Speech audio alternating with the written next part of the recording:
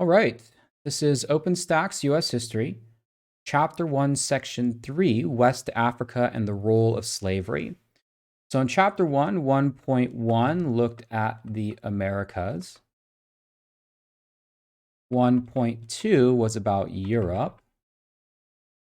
And 1.3 is about Africa. And it's all of these regions together that really help shape the New World or the Americas. All right, so we'll be looking at this section here. Now, of course, this chapter is focusing solely on before 1492, because it's after that year that all of these worlds come together and collide, really to shape and influence the development of the Americas, specifically North America.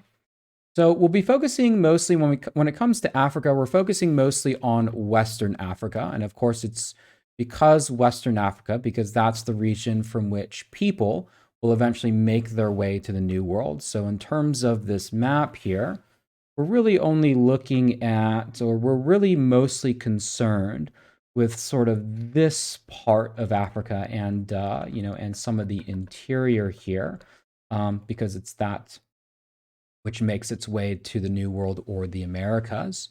Now, an important thing about Western Africa culturally was its exposure to Islam. Islam had made its way to Western Africa much before the Portuguese arrived. We might say about Islam, it was, we'll say, spread to West Africa before Portugal. And by extension, Portugal, we also mean Christianity because it's the Portuguese that bring Christianity. Remember, we talked about section 1-2 when the Portuguese began to, and we'll use a different color here, when the Portuguese began to make their way sailing down Western Africa and establishing trading posts there. They did that about the 1400s. Islam had already made its way across the Saharan Desert. Remember, Islam originated in the Arabian Peninsula, had spread across northern Africa into Spain, but had been brought to Western Africa via trading routes across the Saharan Desert. So Islam was something that was already familiar to some West Africans, although there were many people who continued to practice their own indigenous belief system. In Western Africa, this too was an area with agriculture. Like we said, farming allows for the development of civilization. And for the most part, many people in Western Africa lived in small villages and occasionally practiced polygamy. Polygamy is the practice, we'll say practice, of more than one wife. So with the combination of agriculture and trade across the Sahara Desert, this gives us the conditions that are right for complex civilizations to develop. And much like the Aztec Empire in Mexico, the Inca Empire in Peru, the Roman Empire in Europe, Western Africa too developed very complex civilizations. We'll talk about three here. The first is the Ghana Empire, which experienced its golden age or height of rule, approximately 900 CE. Next is the Mali, and lastly is the Songhai. According to our map here, we'll go ahead and locate these on the map. We have our Ghana Empire right here. Actually, right color. No, do this. Ghana is right here. You can see it identified here. Mali and the Songhai. They're all in the same region right here. There's a river that runs through, the Niger River, which really provides the type of crops or provides the type of fertile soil that allows for large crops to be grown and therefore a large enough food supply for people in those civilizations and societies to specialize in different sorts of labor. The Ghana Empire themselves really made their money off of the gold and salt trades. We might say accumulated, we'll say wealth and by extension, power. You know, being able to pay, excuse me, pay for like a professional army. They traded with Arabs and Berbers. Arabs are people from the Arabian Peninsula. Berbers, these are nomads in North Africa. So any goods or commodities that came via Northern Africa, right, via the camel down to Ghana, the rulers there were able to monopolize that trade, gain wealth from it, and consolidate power. And in the Ghana Empire, the ruling class was Muslim or Islamic, whereas most people in the Ghana Empire continued to practice indigenous or native religions. The ruling class, the merchant class, the powerful class were very much involved in the Islamic world. The Ghana Empire gave way to the Mali Empire, which was known especially for its wealth and knowledge. One of the Mali rulers, Mansa Musa, we'll call him a Mali ruler. He was one of the richest people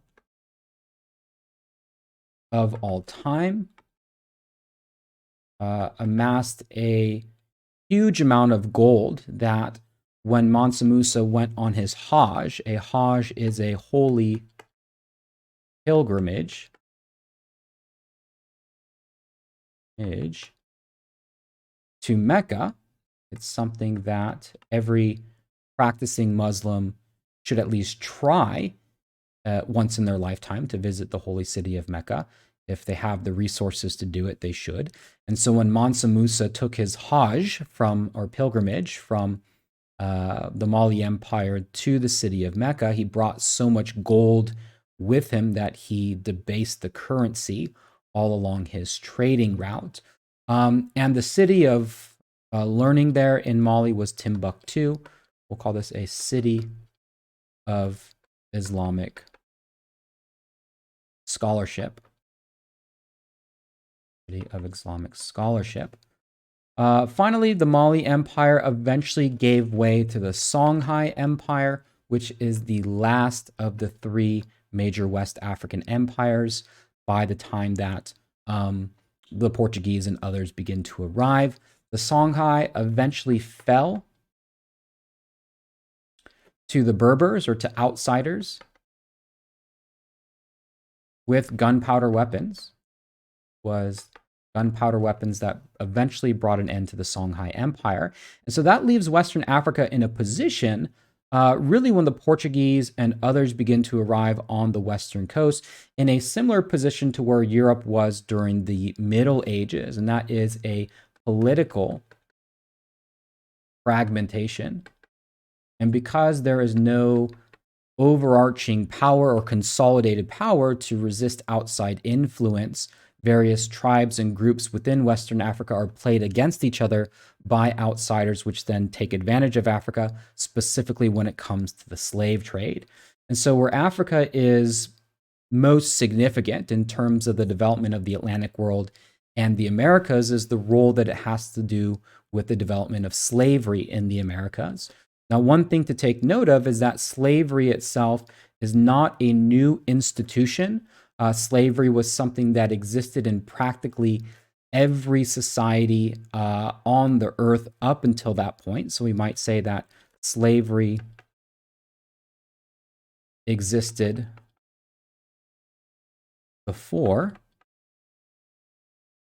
1492. Probably most famously within the Roman Empire. The Roman Empire was a slave society, and slavery also existed within Africa itself.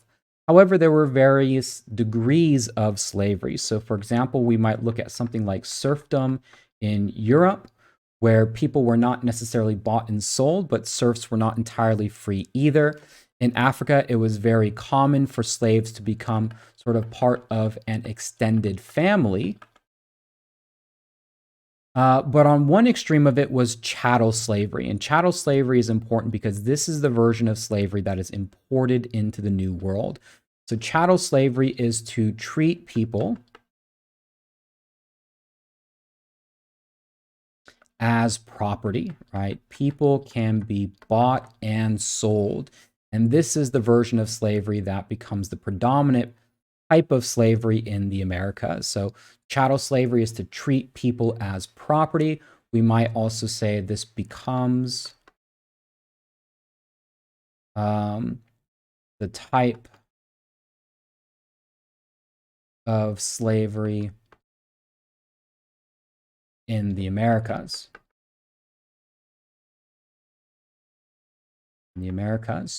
Now, slave trade had existed prior to the arrival of the Portuguese on the western coast of Africa. This was in the Arab world. And the Arab slave trade consisted of slaves being bought and sold from various parts of the planet, Africa included. Many slaves were also purchased from Eastern Europe. Slavic people, that's where the English word slave, in fact, comes from. But when the Portuguese arrived on the western coast of Africa, they began purchasing and trading for slaves. So we might say that Portugal started trading items for African slaves in West Africa. And many of these laborers were used to grow sugar on sugar plantations, which was very profitable and very difficult to work. And in fact, it's the sugar plantations that were initially grown in northern Africa, that were grown on some of the islands in the Atlantic, that eventually make their way into the New World. So we might also say of sugar that sugar was the crop which brought African slavery